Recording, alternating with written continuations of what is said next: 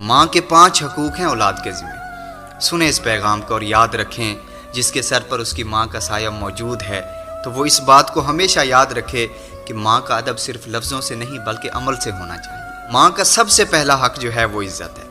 یاد رکھیں، ماں کے سامنے اونچی آواز میں بات کرنا، ماں کے سامنے غصے سے بات کرنا، ماں کے سامنے بدتمیزی کے ساتھ بات کرنا، اس کا مطلب یہ ہے کہ آپ نے اپنی دنیا اور آخرت دونوں خراب کر لی۔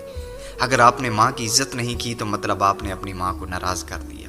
جب ماں ناراض ہوتی ہے تو پھر اللہ اور اس کے رسول بھی ناراض ہوتے ہیں۔ پھر اللہ اور اس کے رسول کی جو ناراضگی ہوتی ہے وہ انسان کو جہنم میں لے جاتی ہے۔ لیکن جو اپنی ماں کی عزت کرتا ہے، اللہ تعالیٰ اسے دونوں جہانوں میں عزتوں سے نواز دیتا ہے۔ ماں کا دوسرا جو حق ہے وہ بھی یاد رکھیں۔ ماں کا جو دوسرا حق ہے نا وہ وقت ہے۔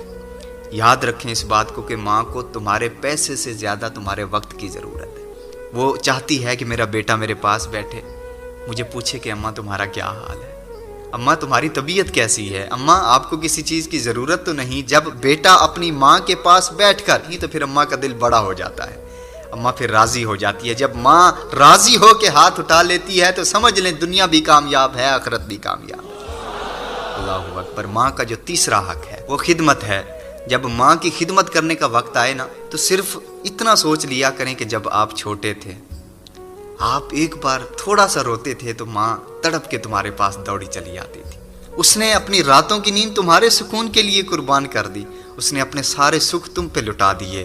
اور آج جب تمہاری ماں کو تمہاری ضرورت ہے، اگر تم اپنی ماں کی خدمت کرنے سے منہ موڑ لیتے ہو تو کتنے بد نصیب ہو آپ۔ لیکن جو ماں کی خدمت کرتا ہے، ماں کو راضی کرتا ہے نا، تو پھر ماں ہاتھ اٹھا کے دعا کرتی ہے، اللہ میں بھی اس سے راضی ہوں، تو بھی اس سے راضی ہو جا۔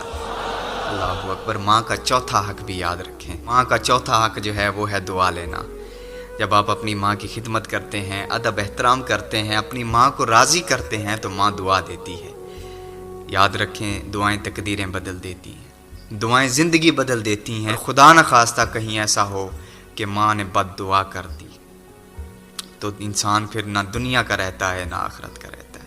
وہ دنیا میں بھی ذلیل ہے، وہ آخرت میں بھی ذلیل ہے۔ اس لیے کوشش کریں کہ ماں کو راضی کریں اور ماں کی دعائیں لیں۔ اور پھر 5واں حق ماں کا جو اپنی اولاد پر ہے وہ ہے صبر۔ یاد رکھنا، اگر ماں جذبات میں آ کر تم سے کبھی کوئی سخت جملہ بول دینا تو صبر کر لینا، کبھی غصے میں بات کر لے تو صبر کر لینا، اس لیے کہ وہ تمہاری ماں ہے، وہ اپنی اولاد پہ اپنا حق جتاتی ہے۔ اور پھر یہ بات بھی یاد رکھیں کہ اس کے غصے میں بھی تمہارے لیے بھلائی چھپی ہوتی ہے۔ اس لیے کبھی بھی ماں جب غصہ کرے، آپ پر کوئی بھی سخت جملہ بولے تو کبھی بھی یہ نہ بولنا کہ اماں کیوں غصہ کر رہی ہو، بلکہ صبر کر